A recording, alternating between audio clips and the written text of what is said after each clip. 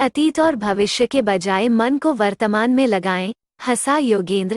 जैसे जैसे हम बड़े होते जाते हैं, हमारा मन और ज्यादा भटकता है। खास तौर पर तब जब हम ध्यान केंद्रित करने या किसी काम को पूरा करने की कोशिश करते हैं। हमारा मन या तो अतीत में चला जाता है या भविष्य में। हम उन दोनों क्षेत्रों में होते हैं जहां हमें नहीं होना चाहिए।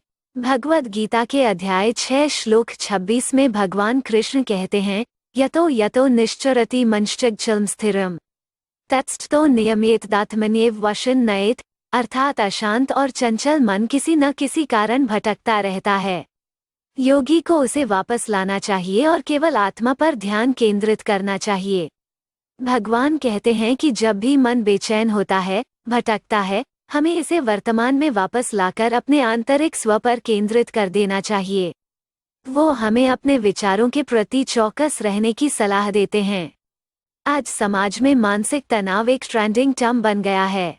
इसका कारण यह है कि हमारा मन लगातार बेचैन रहता है। वो या तो अतीत को लेकर तड़पता रहता है या भविष्य की चिंता करता रहता है। अनचाहे विचार हमारे दिमाग पर हावी होकर हमारे मानसिक स्वास्थ्य पर नकारात्मक प्रभाव डालते हैं। हम छोटी छोटी बातों को लेकर चिंतित हो जाते हैं, क्योंकि हम साफ साफ सोच नहीं पाते हैं, न ही हम पूरे दिन अच्छी तरह से काम कर पाते हैं। इससे काम में देरी होती है या अतिरिक्त तनाव पैदा होता है। यह सब हमारे कार्य जीवन संतुलन और संबंधों पर अप्रत्यक्ष प्रभाव डालता है। इसलिए हमें अपने मन के भटकने पर उसे वापस लाना सीखना चाहिए। अपने दैनिक जीवन में एकाग्रता पाने के कुछ तरीके हैं।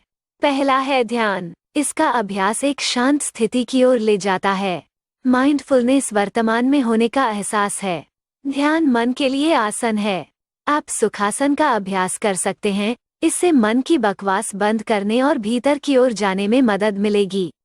फर्श या कुर्सी पर आराम से बैठे और अपनी सांसों को देखें। कोशिश करें कि मन भटके नहीं। यदि ऐसा होता है तो ध्यान को बिना विचलित करते हुए अपनी सांस पर वापस लाएं। आप योनि मुद्रा का भी अभ्यास कर सकते हैं। योनि मुद्रा इंद्रिय प्रत्याहार को सक्षम बनाती है। यह आपके दिमाग और इंद्रियों को भटकने से रोकने में मदद करेगी। मन को वो ठहराव देगी जो सोच में बदलाव के लिए जरूरी है। जब भी आप शारीरिक या मानसिक थकावट महसूस करें तो शवासन का अभ्यास भी एक प्रभावी तकनीक है। स्वैच्छिक क्रिया और अनैच्छिक प्रतिक्रिया के माध्यम से ऊर्जा का हस्तांतरण आपको फिर से तरोताजा होने में मदद करता है। प्राणायाम ध्यान की नींव बनाता है। यह हमें सांसों को इस तरह नियंत्रित करने में मदद करता है जिससे दिमाग स्थिर और ध्यान के लिए तैयार होता है। आप अपने मन को शांत करने और विचारों की स्थिरता में सुधार करने के लिए 2 प्रभावी प्राणायाम अनुलोम विलोम और उदर श्वास का भी अभ्यास कर सकते हैं। तो अगली बार जब आपका मन भटक रहा हो और आप एकाग्र न हो पा रहे हों, तो अपने मन को वर्तमान में वापस लाने के लिए इन तकनीकों का उपयोग करें। चूंकि वर्तमान ही आपकी वास्तविकता है, इसलिए जब भी आपका मन बेचैन या उत्तेजित हो जाए, आपको उसे वापस लाने का प्रयास करना चाहिए। जब आप ध्यान केंद्रित करना सीख जाएंगे, वर्तमान में अपना ध्यान बनाए रखेंगे, तो आपका अपने विचारों पर भी नियंत्रण हो जाएगा। आपसे निवेदन है कि कृपया मेरा चैनल सब्सक्राइब कीजिए।